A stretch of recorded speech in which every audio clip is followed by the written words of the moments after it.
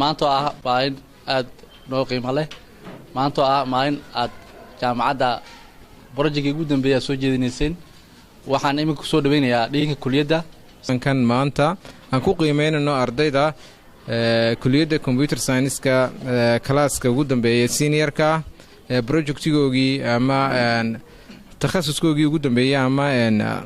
ay ku qaadanayeen shahaadada taasoo ay muddo ka soo shaqeynayeen 8 bilood ah haddaan taariikhan ka warramo projectigan maanta ay soo jeedinayaan ardaydu waxa uu ka koobnaa 2 qaybood qayb ay semesterkii hore ay soo jeediyeen iyo qayb ay maanta soo jeedin doonaan qaybta semesterkii hore ay soo jeediyeen waxa uu ahaa xogtii ururintii iyo analyzingkii iyo designingkii bay sameeyeen maantana waa phaseskii ugu dambeeyay ama implementation phase-ka loo yaqaanay iyagoo wixii practical ah ayayna tusi doonaan insha allahu tacaala projectyada sanadkan sida jaamacadda eelo ama kuliyaddan computer science-ku baajkan oo baajkii 7aad ah waxa ay soo jeedin doonaan ilaa 7 project oo diyaar ah projectyada xulashadoodu waxay ku salaysan yihiin baahiyaha waddanka jira ama real applications inay ardaydu qaataan iyaga in free la siiyo ay topiga soo doortaan topigaas oo ku habboon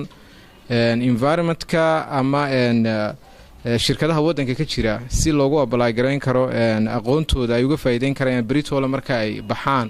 ay ka qalin jibiyaan jaamacadda ay ka tagaan haddii aan isku dayo projectigan waxa projectigan maanta ay soo jeedinayaan waxa qaybo lixaad la ka qaatay macallimiin kuliyadda ka tirsan oo supervisors u ahaa group walba waxa hogaaminayay team leader u ahaa arday ahaantooda maamulkooda team leader bay lahayn gooniya haddana dusha waxaa ka haystay macallimiinta kuliyadda ka mid ah oo hogaaminaya mar walba ama gaadhgareynayay hawsha halkay wadaan oo xagga ay wax marinayaan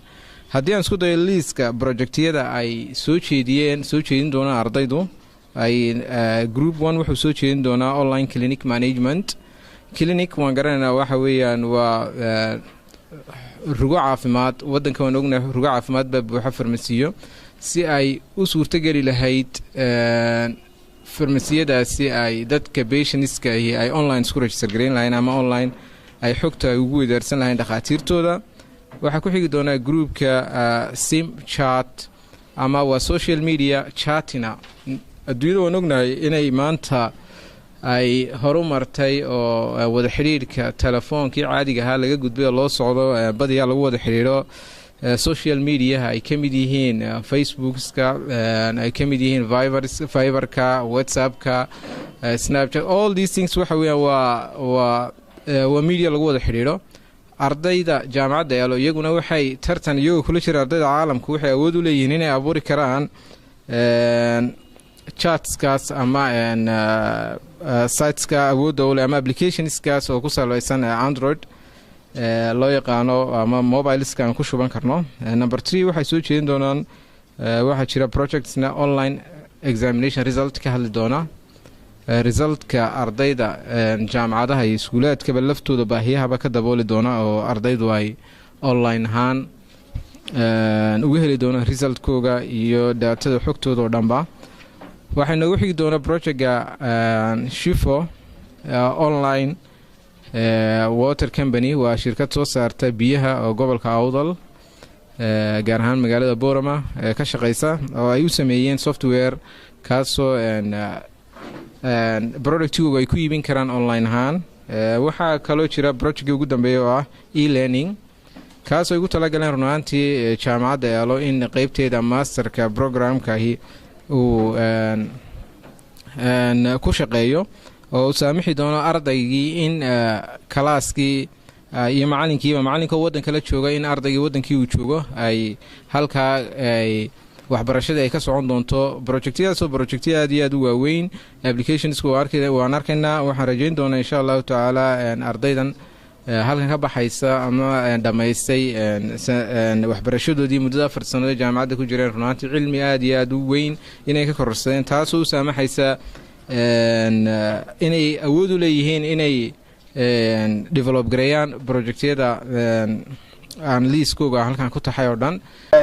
farxad gaar ah ayay tahay inaan maanta inagala soo qayb galo kulankan aad ku soo bandhigaysaan muddadii jaamacadda ilaa aad joogteen wixii aad barateen iyo aqoontiinnu inay gaadhay inta ay gaadhsiisan tahay jaamacad ahaan inta badan waxaan isku daynaa inuu ardayguba wixii muddadii uu jaamacadda ila dhiganayay waxa uu bartay inuu si practical ah si muuq ahaana si la arkayo inuu soo bandhigo projectyada soo bandhigteen waxay ahaan kuwo aad iyo aad faa'iido badan u leh bulshada jaamacadda iyo qaybaha adeegyada kala duwan ee dalkaba kolley kuliyaddani waxay hormood ku tahay buuxinta baahiyaha dhinacyada softwareska ama adeegyada dhinacyada tiknolojiyadda ee dalka iyo gobolka u baahan yahay waan ka warqabnaa kaalinta ay kaga jirto kuliyaddani guud ahaanba Somaliland waa meelaha imika kale dalku ugu xooga badan yahay alxamdulillah waxna wax badan suurta galiyay maca hormuudka iyo macallimiintiisa isku duuban wax badan dhinka inooga sheekeeyay qaybaha uu ka koobnaa projectyada soo bandhigayeen wax badan isaga inooga sheekeeyay taariikhdii iyo sooyaalkii iyo halka ay wax ka soo bilowdeen inta aad isla soo marteen waxaan inoo dhan laawun hambalyo runtii anaga dareen gaar ay noo leedahay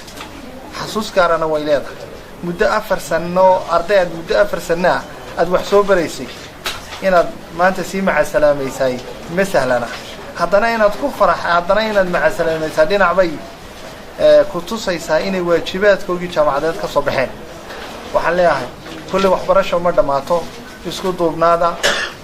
dadaalka aad muujiseen halka ka sii wada isku xidhnaada ogaada waxaad tihiin safiiradii jaamacadda goob kasta iyo meel kasta oo tagtaanba muujiya akhlaaq wanaag dadaal iyo karti iyo hufnaan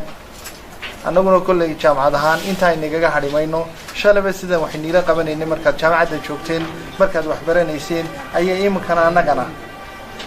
nooga go-antay inaan wax niila qabanno waayo waxa idinka idiin dan ah waxa ardayda u dan ah ayaa jaamacaddana u dan ah waan ognahay imika jaamacaddu ardaydii ka baxday kaalmo ay dalka kaga jiraan kaalmo ay kaga jiraanba guud ahaan geyigan aynu ku noolnahay iyo fursadaha ay heleen iyagoo runtii fursadahaasina ay ku yimaadeen aqoontooda iyo kartidooda iyo qaabkay wax u barteen iyo qaabkii wax loo barayba wax badan inoo odhan maayo laakiin waan idin bogaadinayaa si guud baan idin bogaadinayaa kuliyad ahaan macallimiin ahaan iyo hormuud ahaanba si gaarana maanta waxaan leeyahay runtii wadna farxad geliseen waxayna tani maanta na tusaysaa in tacabkii laydigu soo tabcayay aanu khasaarin in tacabkii aad ka midha dhaliseen in dadaalkii aad ku jirteenna uu maanta inoo qabsoomay mar labaad iyo mar saddexaad kolley sidaan aad heerkii waxbarasho ee layniga rabay inteedii badneed aad ku dhammayseen keliya wax iskugu keen dhimanuun maalinta qalinjabinta iyo dardaarankeedii iyo waxaynu soo dhan lahay